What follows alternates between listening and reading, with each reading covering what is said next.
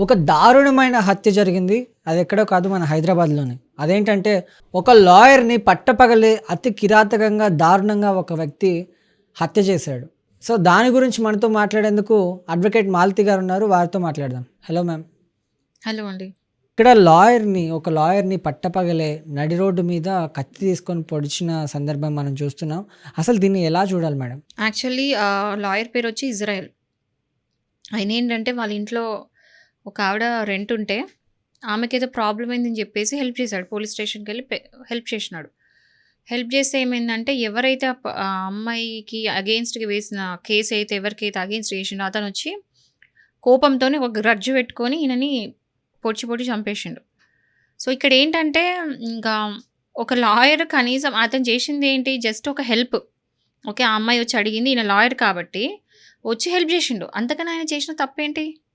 అలాంటి చిన్నదానికి కూడా అంటే అది ఏం జరిగిందో, ఏం గ్రడ్జ్ పెట్టుకున్నాడో గానీ మొత్తం రోడ్డు మీద సో, రోడ్డు మీద ఇట్లా కత్తితోని పొడిచి చంపేషిండు. అంటే ఇట్లాంటియి జరుగుతున్నప్పుడు ఏమైతదంటే యాస్ ఎ అడ్వకేట్ ఏంటంటే, ఇట్లా మనము ఏదైనా చేయడానికి పోతే ఇట్లా భయపడాల్సి ఇప్పుడు ఒక లాయర్స్ కింద ప్రొటెక్షన్ లేదనుకోండి. ఇప్పుడు హెల్ప్ చేయడానికి పోతానో, లేకపోతే కేసెస్ చేస్తానో, ఎవరైనా ఇట్లా అంటే ఇట్లాంటివి జరుగుతున్నప్పుడు ఒక లాయర్‌కి ప్రొటెక్షన్ లేకపోతే, ఇంకా ఏ లాయర్ బయటకొస్తారు? వచ్చి ఇట్లాంటియి ఏమైనా చేయగలుగుతారా? అంటే గ్రాడ్యుయల్‌గా తగ్గిపోతది గదా! ఇప్పుడు ఇట్లాంటి ఇన్సిడెంట్స్ పెరుగుతున్నప్పుడు కొద్దీ ఆ లాయర్స్ కూడా భయపడతారు. ఎండ్ ఆఫ్ ద డే ప్రాణమే ముఖ్యం గదా! సరే మేము సేవ చేద్దాం అనుకుంటున్నాము. మేము ఫ్రీగా సోషల్ సర్వీస్ చేస్తాం అనుకుంటున్నాము. ఫీజులు లేకుండా చేస్తామేమో అవన్నీ ఓకే. కానీ ప్రాణభయం ఉంటే ఎవరొచ్చి ముందు చేస్తారు? సో, దీనికేందంటే అడ్వకేట్స్‌కి సంబంధించి ఒక ప్రొటెక్షన్ అనేది ఒక సెపరేట్ యాక్ట్ అనేది వస్తే ఏందంటే, అంటే ఎవరైతే లాయర్స్‌తోని ఇట్లాంటి పెట్టుకున్నా అంటే ఏమన్నా లాయర్స్‌కి హాని చేషినా, ఇట్లా చంపడాలు, లేకపోతే బెదిరియడాలు ఇలాంటివి ఏమైనా చేస్తే, వీళ్ళకి ఒక సెపరేట్‌గా ప్రొటెక్షన్ చేయడానికి ఒక యాక్ట్ ఉండి, దానికి కరెక్ట్ పనిష్మెంట్ అంటూ ఉంటే ఎవరు గూడా ఇట్లాంటి ధైర్యం జేయరు. సో, ఇక్కడ లాయరా ఇదా అని పక్క పెడితే ఏందంటే, ఒక పర్సన్‌ని రోడ్డు మీద చంపేషిండు గాబట్టి, ఇంకా సెక్షన్ 302 కింద మర్డర్ కేస్ కింద అతని మీద కేసు నమోదయింది. అండ్ శిక్ష గూడా దాని తగ్గట్టు పడతది. ఇది రోడ్డు మీద జరిగింది కాబట్టి దానికి ఏమంటారు ఎవిడెన్స్ గూడా ప్రాపర్ క్లియర్‌గానే ఉంది. దానికోసం అని జెప్పేసి ఈరోజు అడ్వకేట్స్ అందరూ బాయ్‌కాట్ జేసి కోర్ట్స్ అని బాయ్‌కాట్ జేసి స్ట్రైక్ చేస్తున్నారు. ఈరోజు ఏ కోర్ట్ గూడా నడవట్లేదు. ఇక్కడ మనం చూడాల్సిందేంటంటే ఒక లాయర్‌కే సమాజంలో సేఫ్టీ లేనప్పుడు సామాన్య ప్రజల పరిస్థితి ఏంటి? హ్మ్. ఇప్పుడేంటంటే లాయరు ఒక మీరు అడిగిన క్వెషన్ ఎట్లుందంటే, లాయర్ ఏమి ఇట్లా యాంకర్ యేసుకొని, షీల్డ్ యేసుకొని పోడు గదా! మీరెట్లెళ్తున్నారో లాయర్ గూడా అట్లనే ఎళ్తాడు బయటికి. మహా అంటే ఒక ప్రొటెక్షన్ ఏముంటదో గౌన్ ఉంటది గావచ్చు. సో, అంత మాత్రాన ఆయన ఏదో షీల్డ్‌తోని పోతలేడు గదా! ఎవరేమైనా చంపొచ్చు. ఒక కామన్ పర్సన్‌కి ఎట్లా చంపుతారో, ఒక లాయర్ కూడా అట్లనే చంపుతారన్నట్టే గదా! ఇక్కడేందంటే లాయర్ అని ఒక భయం. ఈ మనిషి ఒక లాయర్‌ని చంపేస్తే ఏంటంటే, ఇంకా అందరు లాయర్స్ ఒస్తారు. అంటే ఒక లాయర్‌ని చంపితే అందరూ అంటే మొత్తం స్టేట్‌లో ఉన్న లాయర్స్ అందరూ వస్తారు ముందుకి. అందరూ ప్రొటెస్ట్ చేస్తారు. ఎందుకంటే లాయర్‌కి సపోర్ట్ ఇచ్చుకునేది మళ్ళా లాయర్సే. మిగతా లాయర్స్ అందరూ సపోర్ట్ చేస్తారు. అందుకని చెప్పి ఈరోజు బాయ్‌కాట్ జరుగుతుంది. ఇంకా ఆగాలి, ఇలాంటివి జరగొద్దు. ముందు ఇట్లాంటి ఫర్దర్ అవ్వకుండా మాకొక పర్టిక్యులర్‌గా ఒక ప్రొటెక్షన్ కావాలని చెప్పేసి బాయ్‌కాట్ చేస్తున్నారు. ఇది చాలా రోజులు నడుస్తుంది. బట్ ఇప్పటివరకు ఏం ఇంప్లిమెంట్ కాలేదింకా. అంటే గతంలో గూడా మనం జూసుకుంటే హైకోర్టు లాయర్‌లిద్దరిని భార్యాభర్తలిద్దరిని హత్య చేయడం, ఇలాంటి మర్డర్స్ ఏదో కేసులు టేకప్ చేసుకున్నారని ఇలాంటివి మనం చాలా జూస్తున్నాం. అని ఇన్ని జరుగుతున్నా గూడా ఎందుకు ప్రభుత్వం గానీ, ఎవరైతే ఉన్నత స్థాయి వ్యక్తులు గానీ వాళ్ళెందుకు చర్యలు తీసుకోవటం లేదంటారు? ఇది యాక్చువల్లీ ప్రపోజల్ అనే నడుస్తుంది. అంటే అడ్వకేట్స్ సంబంధించి కొంతమంది ఏందంటే వచ్చి ఇంటి మీద అటాక్ జేయడం. ఇప్పుడు చంపడం అంటే పెద్ద పెద్ద మాట ఇది. బట్ దెన్ ఇంకా ఏంటంటే ఇంటికెళ్ళి అటాక్ చేయడము, లేతే ఎళ్లి ఫోన్‌ల మీద కాల్ జేసి నువ్వు ఈ కేస్ తీసేసుకో, ఈ కేస్ నుంచి తప్పించుకో, నీకు డబ్బులిస్తాం, లొంగపోతే బెదిరియడం, ఈ కేస్ వదిలేసేయి అని చెప్పి ఇట్లాంటియి ఎన్నో జరుగుతాయి. డైలీ బేసిస్‌లో జరుగుతాయి. ఇప్పుడు ఏందంటే చంపిండు కాబట్టి పెద్ద ఎత్తున టామ్ అయింది. మీడియాకొచ్చింది. బట్ యాక్చువల్లీ లాయర్ ప్రతిరోజు ఫేస్ చేస్తారు ఈ ప్రాబ్లమ్ ఏదో ఒక విధంగా. అంటే అందరూ ఫేస్ చేయరు. బట్ ఎవరైతే ఛాలెంజింగ్ కేసెస్ అట్లా చేస్తారో వాళ్ళకేందంటే డైలీ థ్రెటనింగ్ కాల్స్ అట్లా వస్తాయి. వేరే స్టేట్స్‌లో కూడా ఎంతమంది లాయర్స్ చంపలే. నాట్ మన తెలంగాణ, ఆంధ్రప్రదేశ్ అనే కాదు. వేరే స్టేట్స్‌లో అందరిని కూడా చాలామంది ఇట్లా పోతుంటే కూడా చంపేసినారు. లేడీ లాయర్ అని చూడకుండా, ఎవ్వరిని చూడకుండా కూడా బ్రూటల్‌గా రోడ్ మీద కూడా చంపేసినోళ్ళున్నారు. సో, వీళ్ళందరికీ ఏందంటే ఒక ప్రొటెక్షన్ కోసం ఒక యాక్ట్ అనేది రావాలి. వీళ్ళకేందంటే ఇమ్మీడియేట్‌గా అంటే ఒకవేళ థ్రెటన్ కాల్ వచ్చిందనుకోండి, మాకేదన్నా ఇట్లా అనిపిస్తే వెంటనే ఎళ్లి కంప్లెయింట్ ఇయ్యగానే ఇమ్మీడియేట్ యాక్షన్ తీసుకోవడం. అలాంటి కొంచెం పర్టిక్యులర్‌గా ఈ అఫెన్సెస్‌కి అన్నిటికి ఒక సెక్షన్ చేయడం, ఆ సెక్షన్ సంబంధించి పనిష్మెంట్ చేయడం. అట్లాంటిది ఒక యాక్ట్ వస్తే మేబీ ఇవన్నీ ఆగిపోతాయి కావచ్చు. యాజ్ ఏ అడ్వకేట్‌గా మీకు అంటే ఇన్ని చూసిన తర్వాత మీరొక లేడీ అయ్యుండి మీకెప్పుడు భయం అనిపించలేదా? భయం అనిపించలేదా అంటే, ఎక్కువ శాతం ఏంటంటే, ఒకవేళ నేనొక కేస్ తీసుకున్నాను. ఒక కేస్ గురించి చెప్పను గానీ, బట్ ఆ కేస్‌లో ఏందంటే చాలామంది పొలిటీషియన్స్ ఇన్వాల్వ్ అయ్యి ఉన్నారు. అదొక ఏమంటారు పరువు హత్య. సో, బేసికల్లీ కొన్ని పొలిటికల్ గ్రూప్స్ ఇన్వాల్వ్ అయ్యి ఉన్నాయి. సో, ఆ కేస్ తీసుకున్నప్పుడు నిజంగా నాకు భయమైంది. అంటే ఎట్లా అంటే, ఈ కేస్ తీసుకున్నాను. ఒక్కసారి ఆ కేసులు తవ్వకాలు స్టార్ట్ అయితాయంటే పెద్ద పెద్దోళ్ళందరూ బయటకొస్తారు.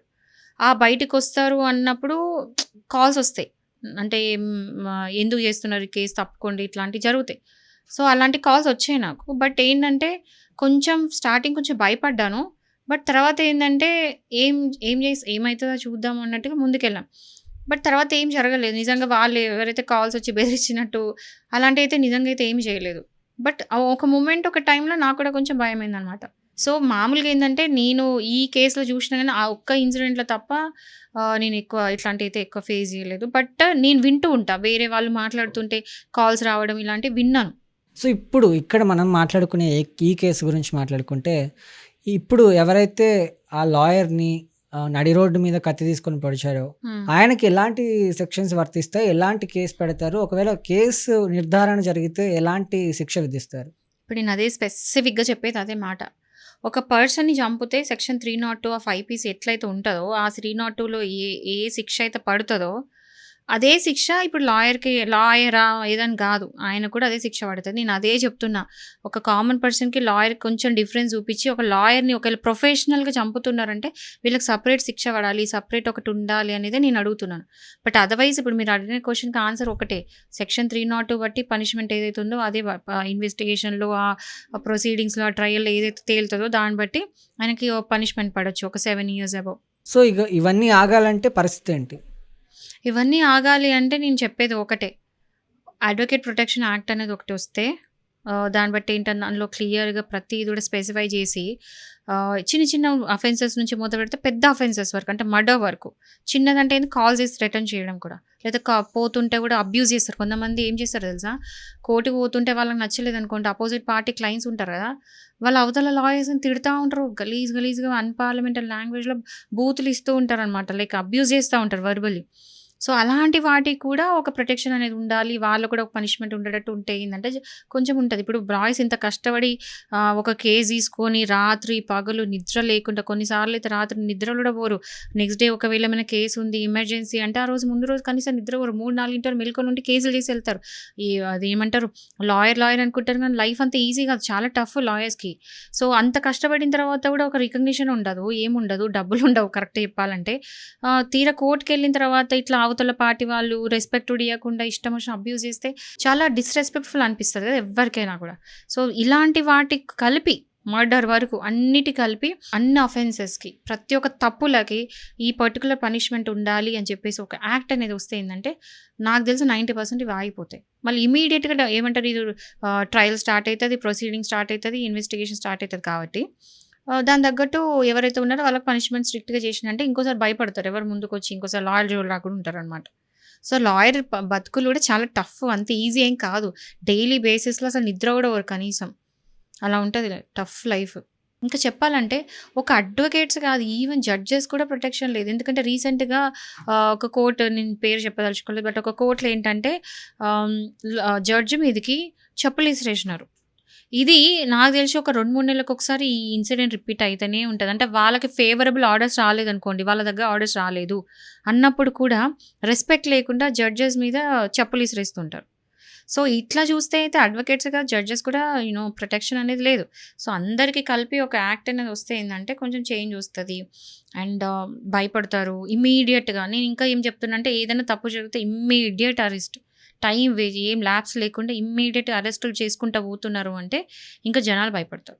ఒకసారి ఇట్లాంటిది ఏమైనా అయిందంటే అందరికీ ఒకటి మెసేజ్ పోతది. అమ్మో! వీళ్ళతో పెట్టుకోవద్దు అని చెప్పేసి ఒకటి పోతది. సో, అందరు అడ్వకేట్స్ తరఫున నేను ఇది ఒకటి ఏంటి ప్రపోజ్ చేస్తున్నా ఏందంటే, ఒక సెపరేట్ యాక్ట్ అనేది వస్తే ప్రొటెక్షన్ కోసం ఎస్పెషల్లీ అన్ని విధాలుగా మాకు కూడా కొంచెం ఏమంటే భయం లేకుండా పని చేసుకున్నట్టు ఉంటది. Okay madam. Thank you. Okay. Thank you.